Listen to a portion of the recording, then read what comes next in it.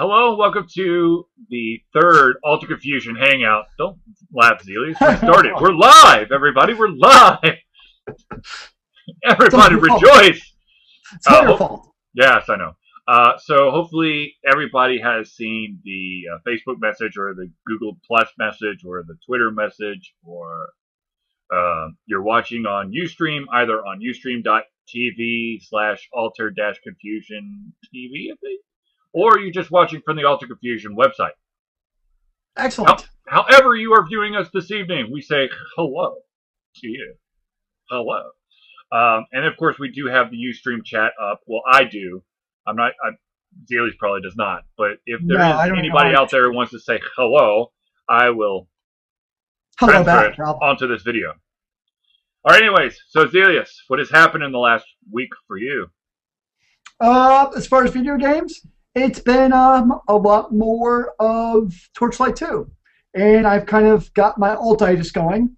Where I played my I don't even know the class I played it. I played her for like 30 hours. And I don't know what even class I'm playing. It's the range class. But it's one of those things where, like, you just kind of play. You don't think about it. You just kind of shoot your character. You don't really pay attention to the details. That's pretty much what I did. Are you okay with it? So, I played my, it's like the range character. It's the ranger type character.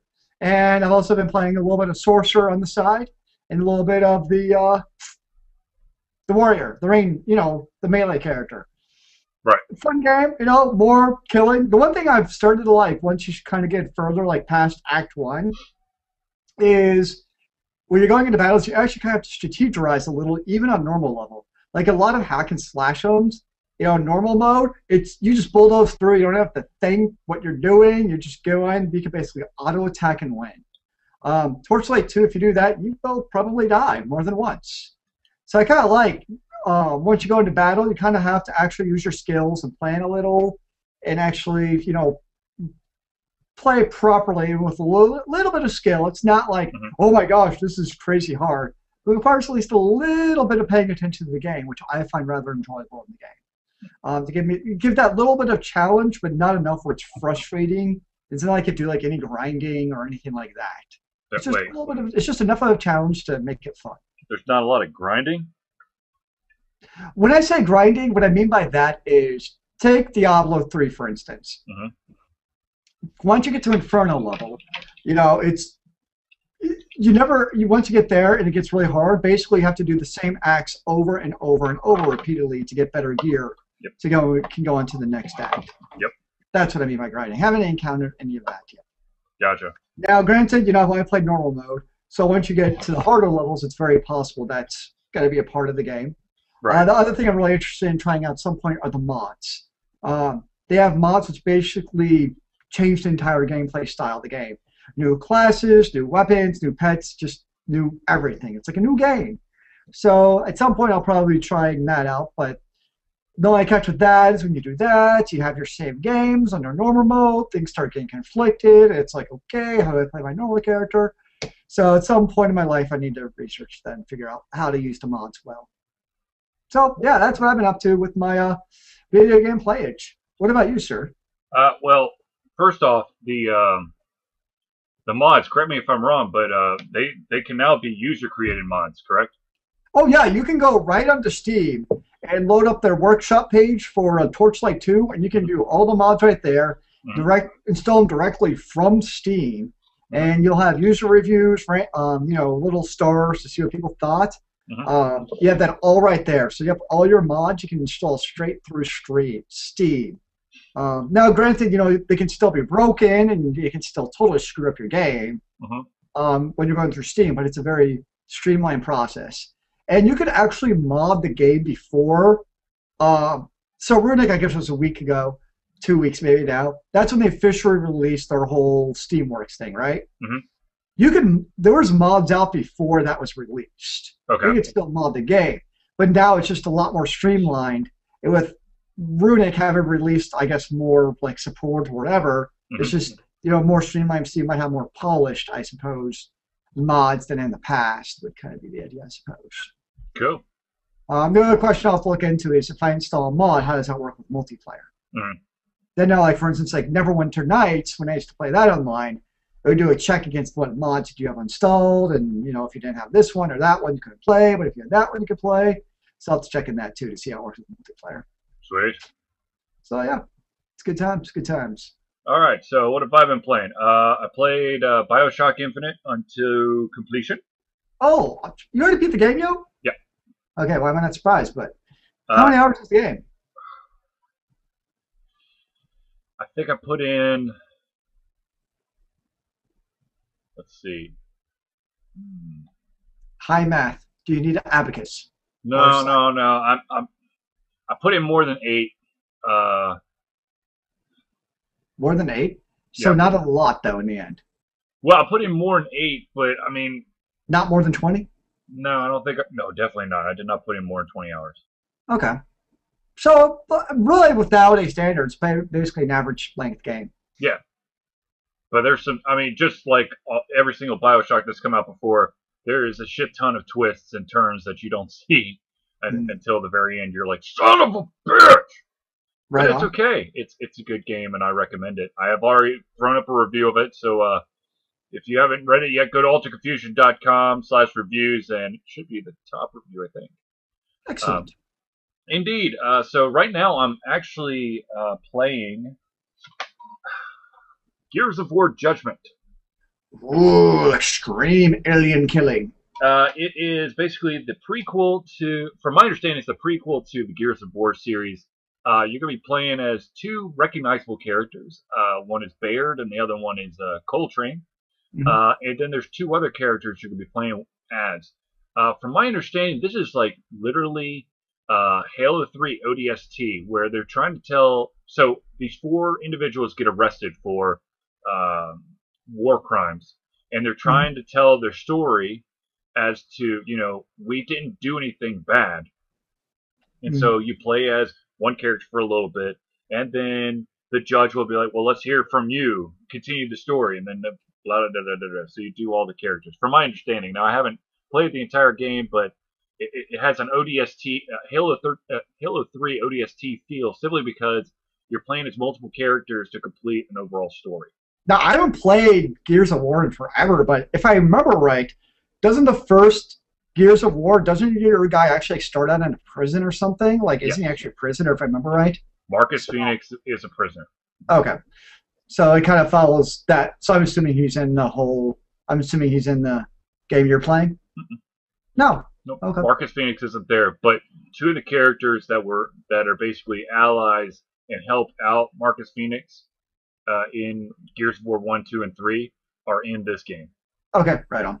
Yeah. So playing that one, still playing Battle Block Theater for the Xbox Live Arcade. That game is really fun, but really fucking hard after a while.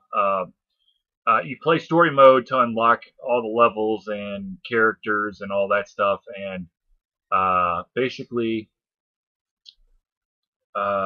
you are in like this defunct theater that's ruled by super intelligent cats. And the humor super intelligent cats. Yes, the humor is top notch and a little bit over the top. So the dialogue that's going on, like the narrator dialogue, is funny as hell. Especially when you get to, I think after you complete a one area, then the dialogue gets very humorous as it continues to tell the story of what's going on. But basically, you've got at least 10 levels. There's actually a maximum of 13 levels in every single area, but you only have to complete 10 to move on to the next area. Okay, right on. So basically, all you're trying to do is you're trying to collect at least, I think it's 3 green gems that are hidden throughout this side-scroller platform level, while trying to avoid hazards and traps and all this other stuff. But of course, you want to collect way more of the green gems, and of course, there's like special items that are also hidden throughout that you could collect and utilize later in the game. And I have to say, it's quite enjoyable. I mean, early on, it's very easy.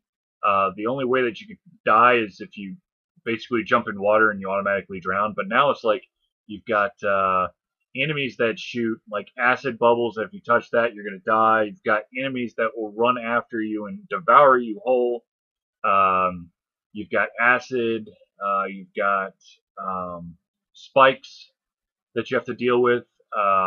You've got these like flame or laser shooting cannons. You've got these like fans that sometimes will basically thrust you into a deadly situation. And then, of course, it's all about timing and coordination later in the game, which is very interesting for me because I don't have either. That's unfortunate for your basketball career. Mm-hmm. So, I've been playing that game. I think that's it. I don't think I've been playing any other games. Well, beating one game, that's a lot of work. No, that's not correct. I've also been playing a game called Ostrich Island. Individual reached out to me and wanted Ultra Confusion to do a review of Ostrich Island. I think you mentioned that last week. Yes, and I did play Ostrich Island. I played it a couple times now, and after discussing with the developer, it was decided that Ultra Confusion was going to be in a QA tester role instead of a reviewer role. Mm-hmm. So I could tell you that I played through the game and I gave my notes over to the developer to enhance the game. I can't tell you. I don't want to badmouth or pump up the game because he's going to change it some more. This was supposed to be the final copy, but he's going to make some tweaks. Hopefully by next week he will have released the game through some kind of distributor, and people could go check it out. But basically, there are two game modes. You've got the relaxed and you've got the regular mode. In regular mode, you're on a timer to complete each island before it sinks into the water. But you got to collect. But you're trying to collect all these ostrich eggs and magic bubbles and stuff while trying to avoid all these hazards. And if I can remember right, I believe there's 12 levels there. The first two have multiplayer option. I did not try to play multiplayer, but yeah, it's an interesting game. It definitely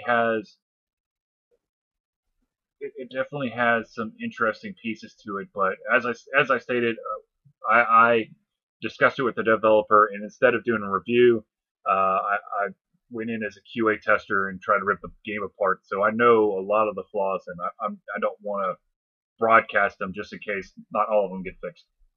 So let me ask you this, though. When the final version comes out, will you be all about the review then? No. Simply because that was supposed to be the final copy. Mm-hmm. And since I have basically single-handedly or close to it changed portions of the game to improve it, mm-hmm. I don't think it'd be fair for me to review it simply because I had a hand in doing something with this game now. Okay, I can see that. Now, I might reach out to the developer and see if he would be interested in allowing another Ultra Confusion member to review it. Because, like I said, I just don't feel that it would be in our best interest for me to review the game, as I've already played it in the form that it is now, and I'm, that's just how I roll. Right on. Yep. Right on. Yep. All right, Celia. So, do you have a topic for us this fine evening of snow where you are, and hopefully downpour rains that's going to knock all the fucking pollen out of the trees? Is it really supposed to rain heavy there? God, I freaking hope so. I really just hope kind so. of in a hopeful mode right now. It's supposed to rain, but no one knows when it's going to rain hard, or if it's going to rain hard or long enough to knock all the pollen out of the trees. So what's your topic, Zelius? Well, I was a topic just so much as, okay, not to get the website a plug, but this week on Katsuku it was Mass Effect week. Uh-huh. And it got me, it's been amazing to me. Mass Effect, the game came out in 2007, the original one. Mm-hmm. I don't know, it's one of those games, I know we've talked about in previous podcasts, when I think of games where I'm like, wow, that was like incredible, awesome. This is what every gamer should ever play. Mm-hmm. It's always like Mass Effect. Like I'm like, that's the game you got to play. And actually, I really want to go back and replay it right now. I'm like, but one thing always keeps me from it: the Mako. Mass Effect 1. Like the Mako makes me like want to kill myself or like throw my controller into the screen. It just makes me like, ah. But just the overall, gameplay and story play, just everything about it was just so epic. I just want to go back and revisit it. Right.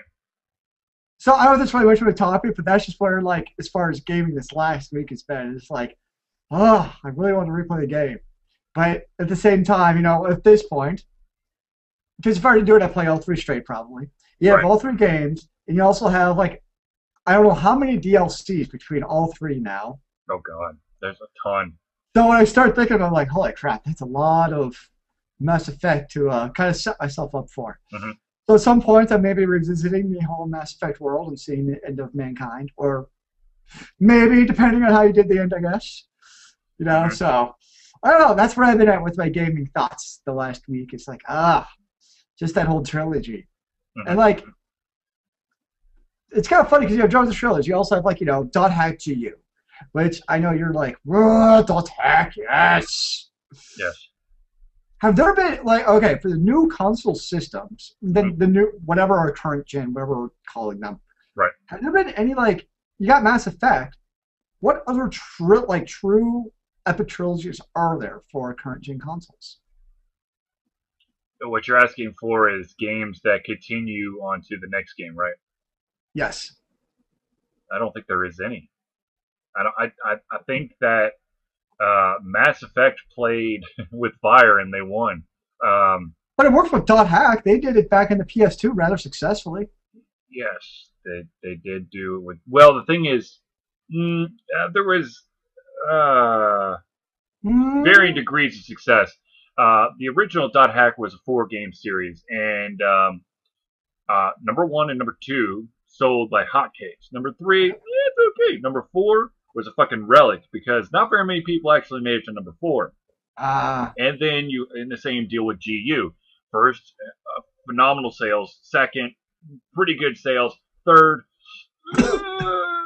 were basically the people who want to finish off the entire game, But with Mass Effect, they bucked the trend. They were able to allow the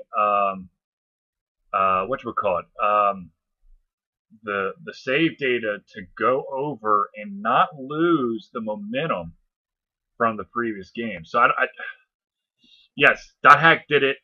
Dot Hack and Dot Hack GU, but nothing has come close to what Mass Effect was able to do. Well, even like if you go back to Dot Hack, from the first to second to third, like you carry over like at least from the GU series, you carry over like everything. Right.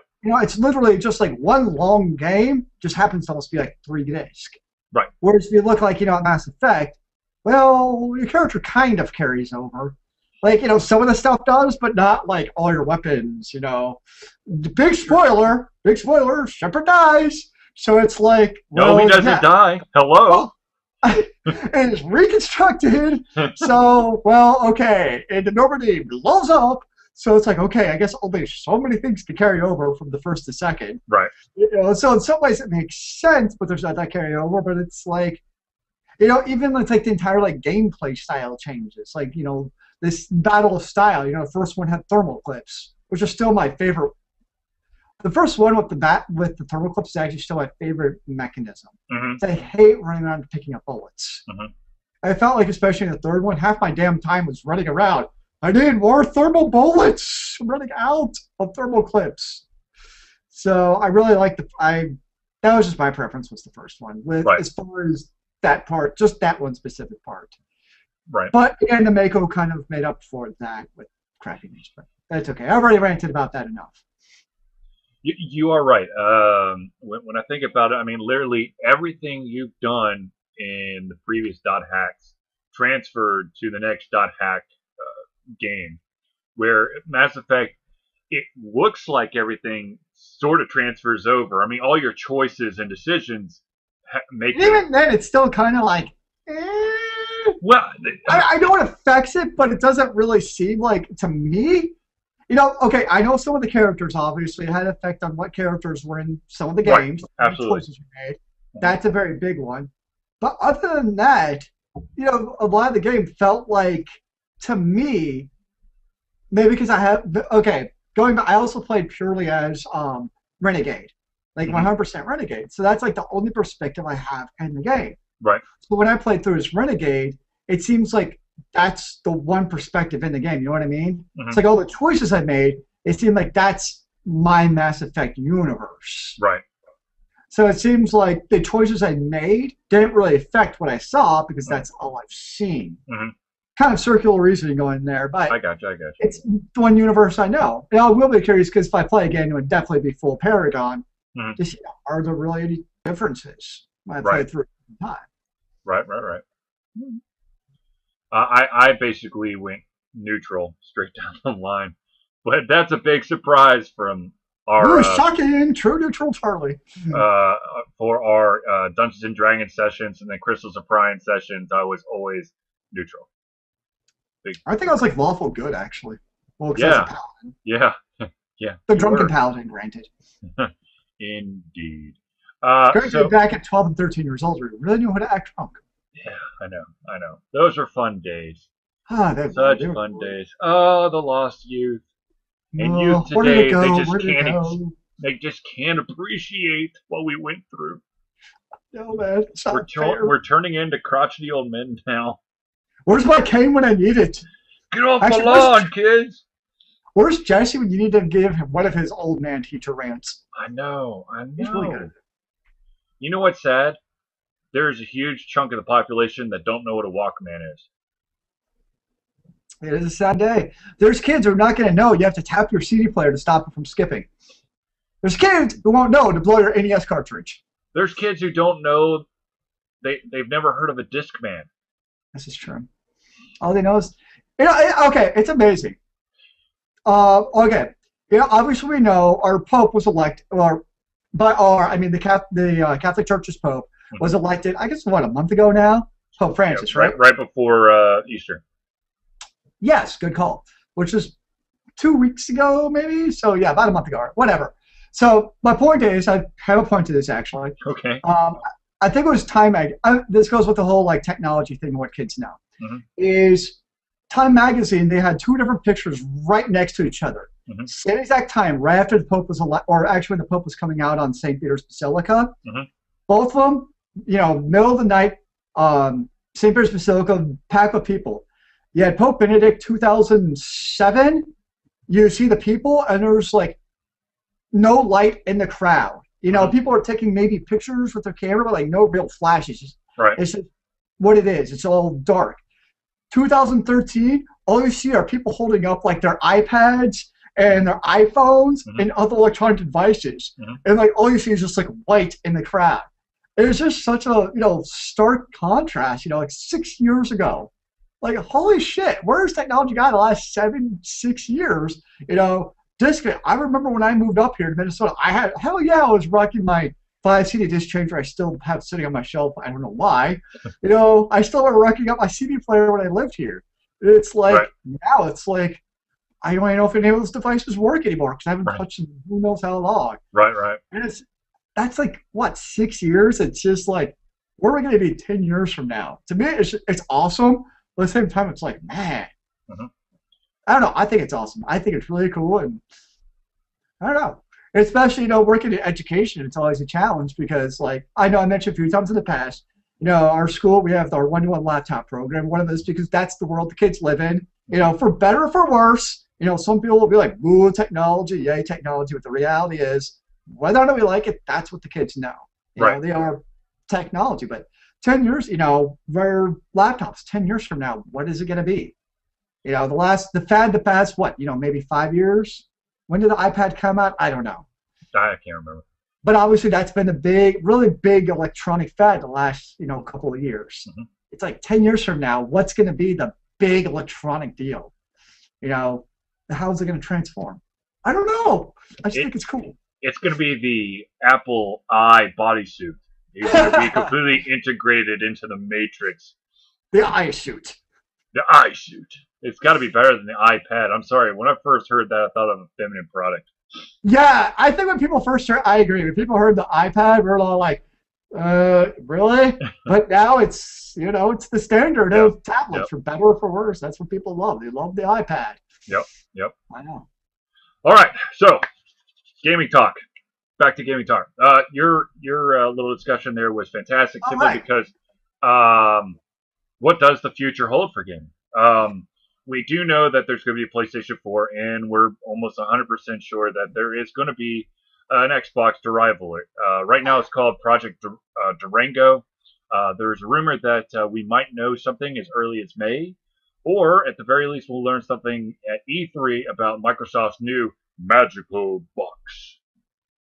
I'm very interested to see what they come out with. Hopefully, I already know that they're basically saying, you know what, we're going to put a processor in there that's going to be on the same chipset as a PC, so that when game developers develop a game for the 360, or I mean the 720 whatever, they can easily say, oh, here it is for the Xbox, and here it is for the PC, and there's not going to be that big jump between the coding.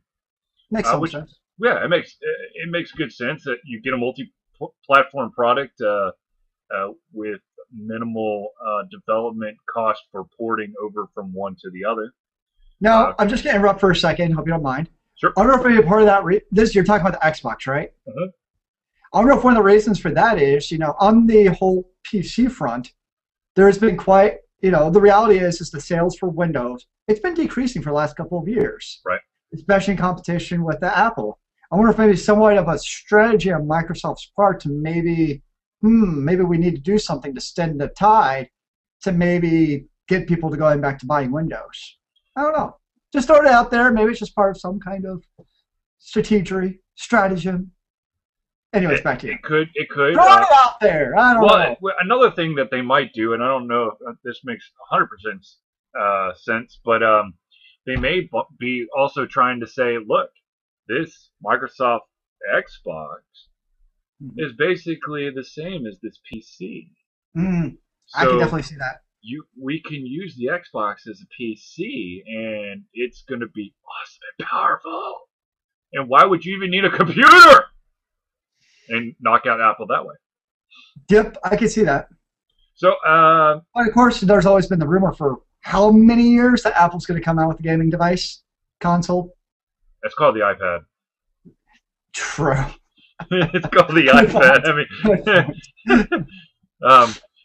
okay, so you got the PlayStation, you got the Xbox, and of course there's the Ouya that has sort of come out, but is going to really come out in June.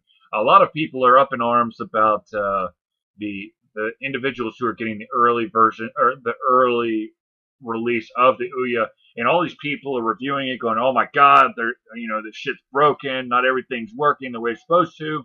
Mm-hmm. And of course, Ouya has come out and said, "Yeah, you got an early copy because you backed us, and so we're going to give it to you, but it's not ready for the masses because that's not until June when we actually sell it through retailers. Mm-hmm. If you want the reviewable version of Ouya, you're gonna have to wait." Yep. That's a dangerous statement to make, but at the same time, I understand. But in the world of we need shit now, as soon as you give something, a product to an individual, they're going to try to review it because they want to be the first one out the gate to take all the credit. Well, at the same time, coming out that boldly and being like, wait till June, that means also they're kind of backing themselves in the corner. If the official version comes out in June and it's not up to par, shit's really going to hit the fan. Absolutely, absolutely. And now, one thing that a lot of individuals probably don't know is the fact that the Ouya is not the only Android console device that's going to be out there or is already out there. There are a ton of other devices. I don't remember them off the top of my head, but one of the friends of the show, Devin, you may have seen him. Actually, he took the pictures of our panel at MomoCon. He sent me a link of all. It's like there's like 7 or 8 big name or big projects for Android gaming devices. So it's not like the Ouya is alone. It's just the Ouya is getting a lot more press coverage simply because they went through Kickstarter and they got a shit ton of money. Where I don't think anybody was thought it was good, that they were going to gain that much money, and when they ended up with millions of dollars, a lot of people, it was a head turner. Now, of course, you can have fancy, you can have a very hyped up device. It can make lots of promises, but you need the backing of the development community to make it actually worthwhile. Um, I know that one of the Sonic the Hedgehogs is going to be included on there for free, which is awesome. But I want to see what games come out, not immediately, but are we going to see a continuous trend of developers putting games on the Ouya, or is it just going to be this huge push up front and then wait to see what happens? And if that's the case, the Ouya is going to fail because Well, it's going to need constant traction. maybe even going back to, last week we touched on indie developers a lot. It also sounds like the perfect outlet or platform for those indie developers because you're not necessarily competing against, BioWare and, all the AAAs. Whereas now you almost have this perfect platform for bringing out your indie title that you can actually release and get some kind of standing on. True, true, and as we found out, it is. I mean, it's the usual 70-30 split. The developers get 70% of the profits. 30%, of course, go to Ouya for hosting it and putting it on there from time to time, popping up and go, check out this game. But yes, to be honest with you, as soon as you have an Ouya, from my understanding, you can start developing. So it's not like you need an additional development kit. I know that Microsoft and Sony and Nintendo, once upon a time, their development kits were like $10,000 a pop. Now they're drastically reducing it simply because they know that the future lies in not only getting those AAA titles, but also getting those indie hits that could gain you a lot of notoriety. And usually, indie studios are going to develop for one platform, and unless it takes off, and then of course, once it takes off, then it's going to start trying to, push itself on other platforms. I mean, Angry Birds is a fantastic example. I mean, it started in one place and now it's everywhere. Simply because it just kept getting money and money and money. Like, holy crap, we can make more money over here. But here's the deal, though. When it comes down to it, and people are like, okay, Angry Birds, awesome. The first place you could get it was in the iOS store. And no, was it the iOS store? I'm pretty sure it was. It was iOS.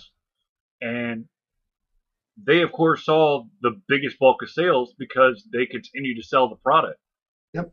Of course, they're still getting a ton of. I mean, Rovio is still making a ton of money off of all the other platforms, but it's Apple who's really in the driver's seat. So that's why the console manufacturers are dropping their development kits. It's because they want that independent hit on their console first, and so they're willing to risk dropping the development kit cost, so it makes it easier for the next big hit to be on their console first, and then move on to other consoles. Huh. Makes sense. I can see the logic in that. Because, I'm going to be honest with you. AAA titles, I mean, big Goliath behemoth studios, not the behemoth, but like humongous studios like EA and Activision and whatnot. We all love. They're stuck in a cycle of crap. No, crap, perhaps. Simply because they can't. They basically have tied their own hands. They have to make a shit ton of money because they're so big. And unfortunately, the saying "too big to fail" does not apply to any of these studios. So you're seeing remakes and sequels out to The blah wazoo blah blah. everywhere. Yeah, That's right. wazoo. Simply because they know that they're going to be able to make some sort of a profit. Now there are a couple exceptions to the rule where they are allowing, like, this one-off possible AAA title to be marketed by them, but they're not willing to take any risks. Come on. Well, you think about it, like, okay, take like a game like SimCity, which had the epic failure of Yep. launch. Yep. If it weren't for the fact it was called SimCity, if it was called like Cities Are Us, Oh, that shit would have failed. and like it was just some other random company, Yeah. it would have been like the back page of like the Wall Street Journal. It would have been like nobody would have cared about it. It would have been a little blurb on. You're like, wow, like, look at this game. It failed because it was terrible. It would have been a little blurb on like Giant Bomb, and that was it. Yeah. Nobody would have cared. But now, because Right. it just happened to come from EA/Maxis, Yep. it's like, whoa, bring up the pitchforks. Mm-hmm. Right. It kind of goes back to, well, if you didn't like, I mean, I don't know. I always find the whole SimCity thing funny because people knew what you were getting into when you bought it. Right. There were reviews that came out a couple of days before that said a lot of the complaints. I already knew it was always on DRM. We saw the same thing with Diablo 3. Mm-hmm.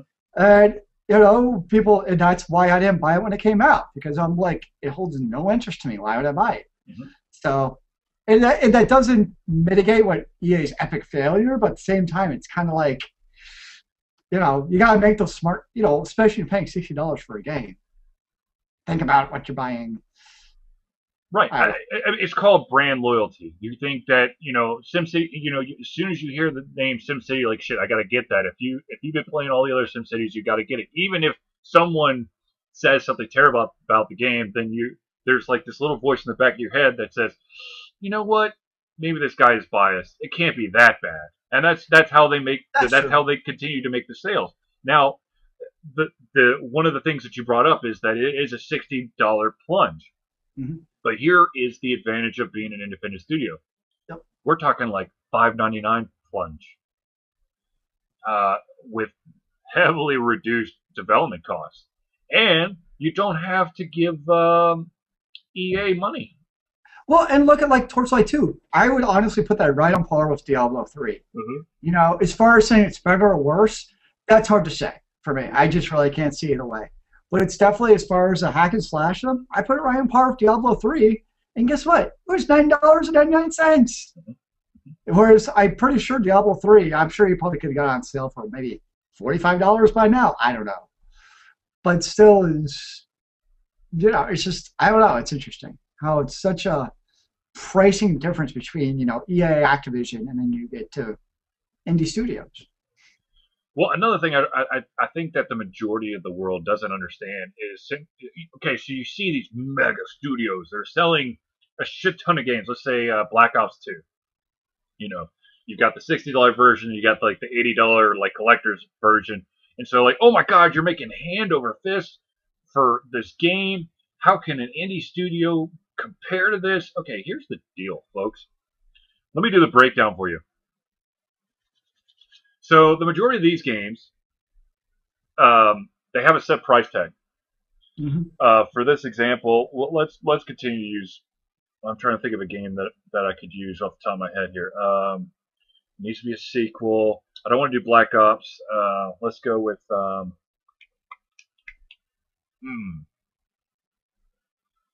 right, let's just say this didn't happen, but let's just say this is how it broke down. Okay, let's just say Halo 2. Okay.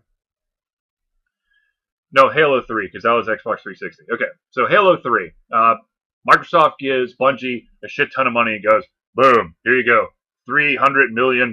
Make me awesome game. That is a lot of money, yes. Exactly. Okay, so now, of course, pressure is on Bungie to make this $300 million awesome game. So let's say that they start making it, and let's say that they're like, well, our graphics engine is not up to par. We don't want to develop it in-house. Let's go use that person's graphics engine. Well, there's a little bit more of the pot for licensing that graphics engine. Mm-hmm. And then you're like, our music, which of course was fantastic, and it was a guy who actually worked at Bungie. But for this example, let's say that they're like, music and our voice acting not up to par. So let's go give money to that studio for licensing and royalty rights, blah, blah, blah, blah. You're already taking huge chunks of money, okay? The publisher, of course, is producing all this money for you. Yep. I mean, it just give you all that money. Now, here's the deal: if you accidentally screw up your budget and you go over budget, that's out That of never your pocket. happens. Don't Okay, worry. that always happens. There's always going to be something that's going to cause you pain and sorrow, and you're always not. There is never going to be a case where the amount of money that a publisher gives you is the amount of money you're actually going to spend on the game. It's like the federal government. Okay, so here's the deal. Okay, so let's say you release the game, and the publisher markets the shit out of it. Okay, so that's money, money, money, money, money, money, money for More doing money out of the pot. right out of the pot because we got to make sure that it gets coverage on TV, it gets magazines, whatever, internet ads, blah blah blah. All right, so you go to your local Best Buy, you see you see the game 5 times like this, not behind each other, but actually 5 different spots on the wall. Yep. Each one of those spots is rented. Now, there's like I don't know, like let's just say for shits and giggles, there's 400 Best Buy stores across the United States. And to rent that spot for the week is about, let's say, $5,000.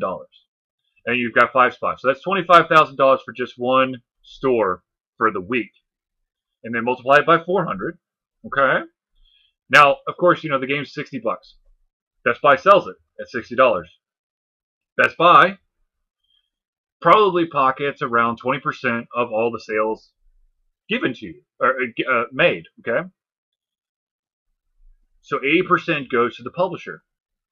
Now, it'd be awesome to know that the money that the publisher gets for all the hard work the developer did would continue on to the developer. But that's not how it happens. You got to be very careful with the way you do your contracts. First of all, there's a lot of companies out there that make mega hits. They don't have royalty rights written into their contract, so or bonuses written into the contract. So if it's like a Halo or a Black Ops, and you sell millions upon millions upon millions, there's a chance that you won't see that extra boost of cash because of the way you signed your contract. Now, the majority of the time, the usual contract is about, of the 80% that goes to EA or Microsoft, the developer is going to get 30% of that money. So you get 30% of that, and it comes back to you. Now, of course, you've already used a little bit more money for your graphics engine, for your audio, and all that stuff. So you get that money back with a little bit of interest because Microsoft paid for you to make that game. Mm-hmm. So you're not making all that much money. Well, it's unfortunate. Which I mean, that's basically how the publishers continue to hold the developers by the balls because they're like, well, we have the money to give you to make an awesome game, and the developer's like, okay, because I don't want to shut my door. But with an independent studio, the risk is a lot lower. It's a lot higher and a lot lower, simply because it's going to be your own money unless you find some way to do a Kickstarter project, which I know that a lot of people out there who think the Kickstarter project, not only are you going to be able to make this awesome game, but you can also make money on the side. That's not true. You're probably going to be in the exact same position as a developer with a publisher. You are going to be spending more money than you'll ever be able to kickstart. Yes, I know. There's Double Fine Adventures that basically got like 500% of what they were aiming for. So they're going to enhance the game. So they're going to use up all that money. It's not like, woo, we've got $2 million more than we wanted, so we'll just pocket it. No, that's not how it works. But that's not exactly a common occurrence either. Right. You're looking at maybe just over 100% at the end, or right at 100%, and basically all that money goes into development costs for like games. Let's just say games, development costs, hiring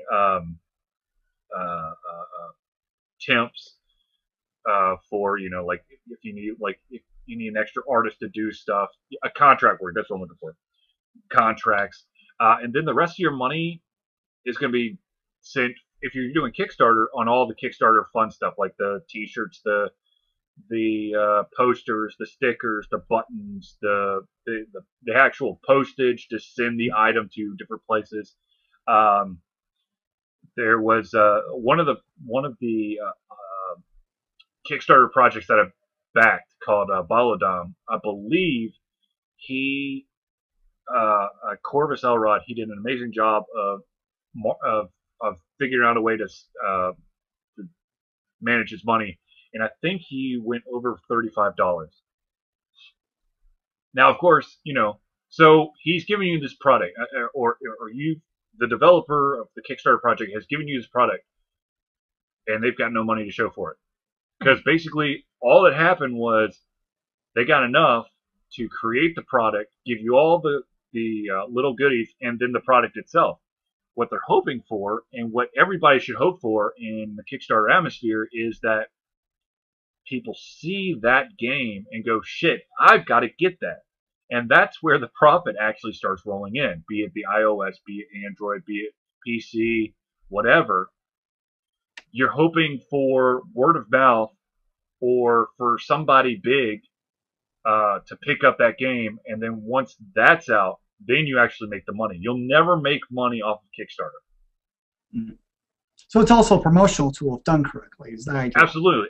It's like doing marketing, not for free, but it's basically the closest thing you're going to have to free marketing, because Kickstarter is really good at rotating incredible ideas.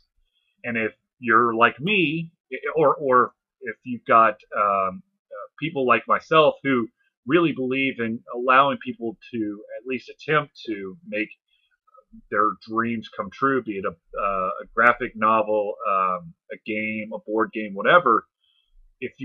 There's a shit ton of people like me out there who are like, okay, yes, I will give you $50, and I cross my fingers that you actually get to make what you want to make, because there's part of me who wants to make what I want to make. Alta Confusion is one of those things, and I'm going to try to keep it alive as long as possible. And that's a dream that I have, and I know that there's a shit ton of people out there who have dreams of making amazing board games or books or something. And if I can help, I'm going to help. That's why I've done the call out to all the independent game developers out there. If you have a game that you want some publicity on, you want to review, or you want us to take a look at it and maybe troubleshoot it, we're willing to help. And I don't know about Zelius, but for me personally, just the chance to help someone out to get them further along with their dreams, their project, that's enough for me. I'm not looking for monetary backing for this, which honestly, I would never want to ask anybody to pay me for my services in this respect, simply because I would think in my mind that if I was an outsider looking in, I would think that that myself has been tainted by that money to make a better review or to be nicer about my testing skills. Damn, I never knew you were such an idealist. All these years I took you for the curmudgeonly old man of just getting kids off your lawn and the downfall of mankind, and there you are, being the kind, selfless man you are. Oh, for God's sake, Zelius. Come on now. My biggest flaw and my biggest strength is the fact that if I can help it, I'm going to try to take some sort of burden off an individual to help them along their way. This is true. This is Charlie to a T. Yes. Unfortunately, that means that my bank account is like... money. What was that? I said, unfortunately, my bank account's gone like this. Well, yeah, I don't know. I don't know. I'll find something else to spend money on. Excuse me. I know I'll be spending on money next Christmas at least. Yeah. Apparently, my for the last couple of years, Hmm. My parents with my brother and sister and their kids, not my brother and his wife, I should say. Hmm. They go down to Disney World for about a week. I don't know why or how, but somehow they convinced me to go next Christmas Eve. Oh dear Jesus. So I'm gonna spend 5 days. What is it? I think 5 nights, 5 days in Orlando, Florida, with my family from sun up till we drop dead at every night. And I don't know how I'm gonna survive. I don't know how it's gonna. I don't know. I may need a whole lot of alcohol to make it through. I haven't decided yet. We shall see. I don't know what overcame me to decide that this would be a good idea. That's a terrible idea.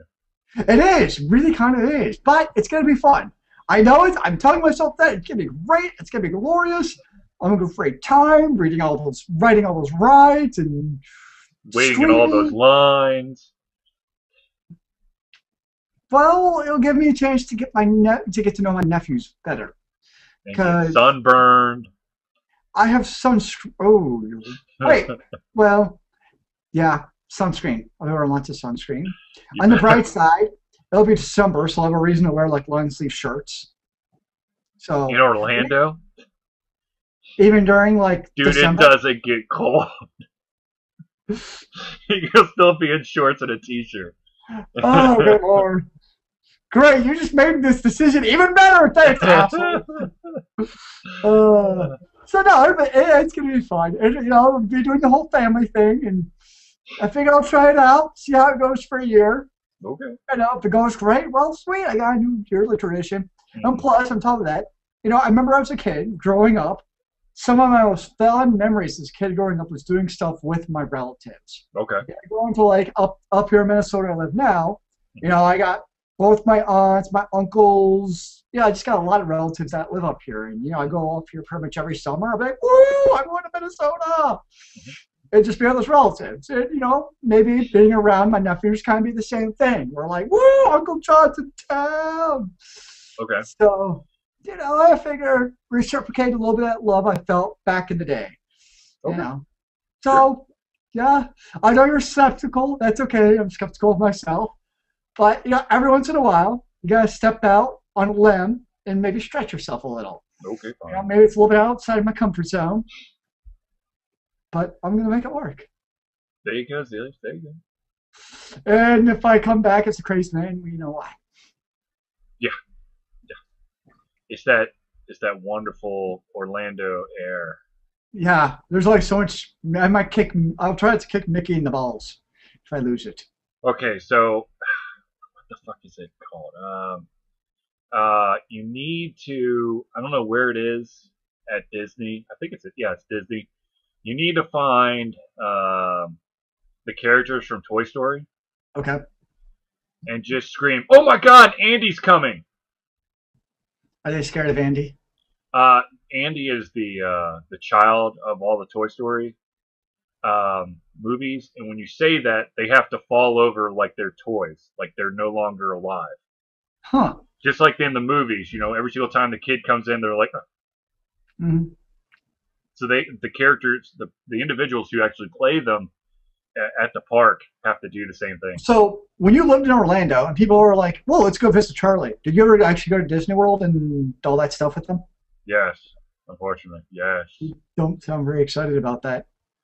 Well, so I really didn't I have a mean, lot. I don't remember being in Orlando personally because I was hungover the whole time in Toronto.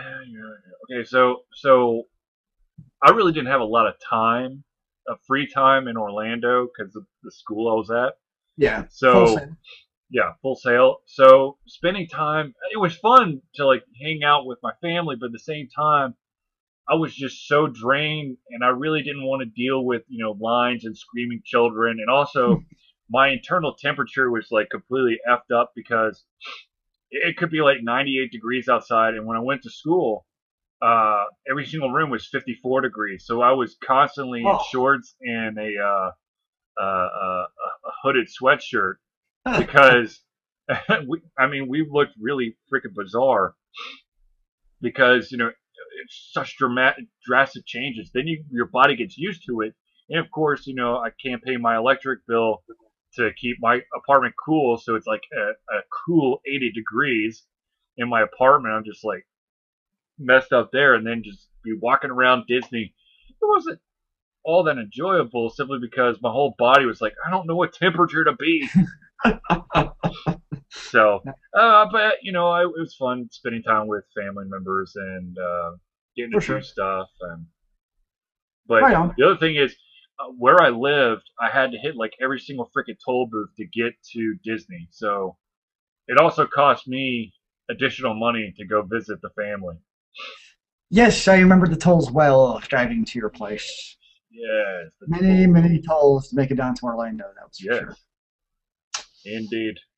We need to That's, have a reunion of everybody who was down there at the time. can we please do it not the day before? I have to fly out, though. It's all I care about. All right, we'll make sure that it's 18 hours before you have to fly out. You're Thanks. welcome. Anyways, so trying to think if there's any other game-related topics we need to touch here. Um, yes. Okay. Um, You got it. um, some of So you like the might have light bulb ding.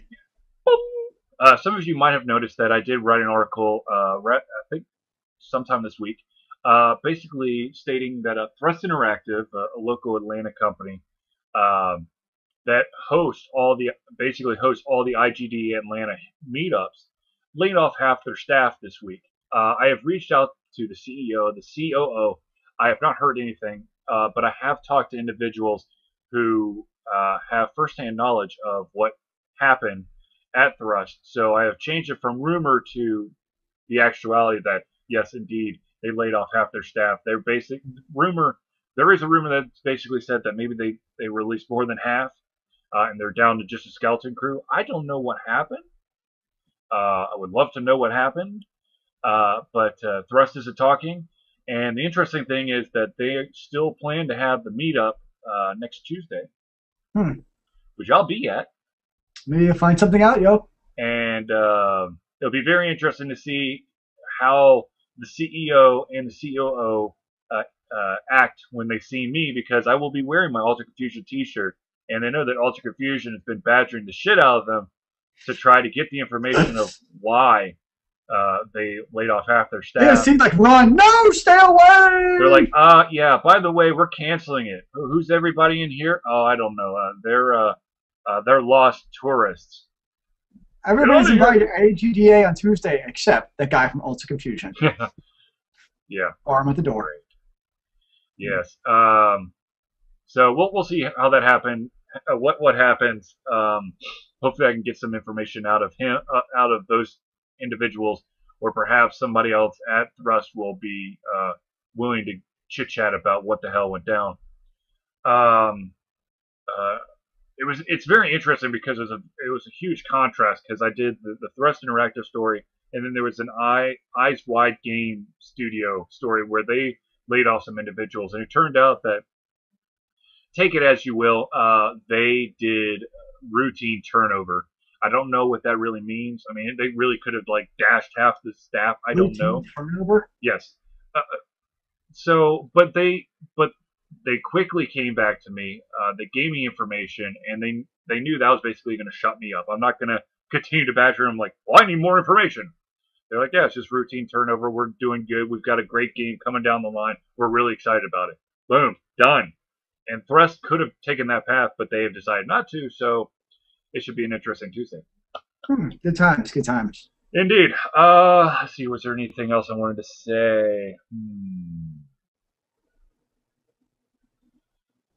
I can't think of anything. Sad news for all those people out there who have got this fantastic idea that they want to kickstart. Due to budgetary restrictions, I won't be able to kickstart anything for a while. But dude, don't you know I'm going to start my game up next week? Uh-huh. Who's going to fund it? I was banking on your support. It was going to be called the John DeVolo Get to Upgrade in Life game. No, it was going to be like I'm not backing that. I was going to have like a progress bar on my website. It would have like, leveling up for like my social life, leveling up for my love life, like a little bit of like, status bars for everything. It'd be like an interactive game that people could partake in. And I was going to kickstart it, and I thought it could be like the founding member. No, that's not going to happen. Way to let me down. My time of need. I'm sorry, Zeus. I'm sorry. What would be really awesome is if once in the not too distant future, we find a way for Alter Confusion to do a Kickstarter to help maybe fund getting some upgrades for Alter Confusion. But of course, that's still way down the road. I would hope that. Quick update. I did reach out to AndoCon. I don't know if we're going to have our panel or not there. I saw one of their dudes stop by our website. Yes, they're actually, holy crap, someone's talking about our conference. I'm like, yes, Yeah. that's right. We did. Boom. By the way, Zilius, what did you update? Did you update someone that I had a date wrong. I had originally, I was reading back, so I was like, oops. I originally written Sunday evening, Saturday and Sunday. I was like, wait, that's supposed to say Friday okay evening. So that it was purely a grammatical issue with the dates I had listed. That's all. Nothing substantial. Okay. So anyways, we're still waiting on AndoCon to say if we can do a panel or not. We're still waiting on a sci-fi convention in Atlanta to tell us if we can do a panel or not. Siege, same deal. Dragon Con, same deal, but very small chance of. What's the sci-fi one? I can't remember. I don't know. They had a very nice form that you had to fill out and basically scan back to them. And of course, we are doing MonsterCon 2013. We're doing 2 different panels there. That of course is in Greenville, which I still need to get the hotel room. Okay. What's the dates for that one? Was that the one in August? Is that the one in August? I don't know. No, it's in July. Okay. Is there one in August? Probably. That might be. Well, I don't know. I'll have to check. Okay. I think it's in late July. Okay. Right on. So, anyways, Alter Confusion fans out there, please continue to come visit our site and give us comments so we can talk. Excellent. We like people to give us ideas, thoughts, concerns, criticisms, positives, platitudes, and all the other words that we'll make up eventually. I was about to go on synonym.com. So thank you for tuning in. We're going to try to wrap this up in a second, but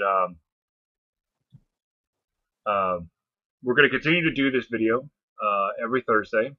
Yes, I know we still haven't done the Jesse video. That's coming, I promise. Sad. I know. At the very least, I'm probably going to start doing a weekly video. I don't have a set time to do it, but I'll probably do a weekly video if I can't get Jesse or another guest to appear. There is a very small chance that the comic is coming back. Small. All I'm going to say. And that small chance might see a change in format. Sounds like a teaser to me. Yes, it could be. It could very well be. Trying to keep us hooked. Yes. Well, I mean, that helps people come back. There you go. I want to see it. Yes. Chances are there might be a comic coming back. If there is, shit might be going down on this Sunday. But we'll see. I'll have to remember how to draw. I hear you pick up your little Wacom tablet, you take a stylus, you move it around a little, make lines. Now, of course, if I do color Steven. If I do end up starting up the comic again, I will be doing something much along the lines of this type of thing. I will be streaming it. You streamed a few before, hadn't you, of the drawing of the comics? Yes. I used to do it from Ustream often. Now, I haven't decided if I want to just do the streams or if I want to stream and keep a video. If I do indeed do the comic again. Because there were times where you can go onto Ustream and see old videos of me drawing. Yep. and then there are other times when I did the Ustream where it was just the stream and there was no video. So tough choices in life. indeed. Okay, so let's see here. Let's wrap this up, Zelius. Unfortunately, we have to wrap it up. Thankfully, I believe I've recorded in the correct format, so my editing will be much quicker, and I can get this posted on at least Vimeo, and hopefully by at latest tomorrow morning, this will be on alterfusion.com under the video cast section. And of course, once this broadcast is over, I'll be removing the embed code for the Ustream video that's featured on alterconfusion.com currently, because you don't need to see just an off-air image permanently on the site. It would not be very interesting. No, it would not be. If that's what you're watching, we really encourage you to go see professional help. If you're just looking at the off-air logo. Yeah. Okay. Just put that. Or drink more beer. Yes. Okay. So starting this video, moving forward. Video. Right now. This one right now. Right here. Right now. This video will be, of course, on Vimeo. It'll be on our website under the video cast. But I am going to upload it to Ustream. We do have a Ustream channel or profile, whatever, because I know that there's some individuals out there who, for some reason, just want to watch our videos through YouTube. Okay. So we're gonna. I'm not putting it on Ustream. I'm putting it on YouTube. That's what I'm. Okay, thank you. That makes a lot more sense. I was really lost. I was like, no, YouTube. We're gonna have it on Vimeo. We're gonna have it on YouTube, and then of course we're gonna have it on our website. Right on. So look for that. I assume you have an Alter Confusion YouTube channel. Yes. There's an Alter Confusion YouTube channel. Right on. So keep an eye out for that. I will continue to play a shit ton of games. I know I have a ton of iOS games that I need to review, but I'm going to be honest with you. It's really hard to think of close to 500 words for some of these games, and that's what's stopping me. And so I might just resort to, I'm going to try to write as much as possible and post it. So be on the lookout for that. Huh? Better than nothing. This is true. Okay, so let's wrap it up, Zelius. So thank you for tuning in to the Alter Confusion Google Hangout numero 3. Right there. 3. There's 3. For myself, Charlie, and Zelius. Looked like 6, by the way. That's 3. This is 6. Anyways, numero 3. 3. That's probably some gang sign. 3. Watch out for that in Atlanta, yo. You oh, damn! There's West Side and East Side.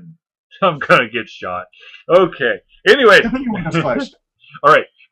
For myself, Charlie, and Zelius, thank you for tuning in. We hope to see you next week. If you, once again, you need to, for some dumbass reason, you have to have a Ustream account to actually talk in the chat box. If you have any alternatives you'd like us to try out, we'd be probably more than happy to attempt to use those so that we can get more user participation. So Zelius, and so I'll let Zelius end it on a high note. Remember, kids, keep on gaming in the free world. Amen to that, brother.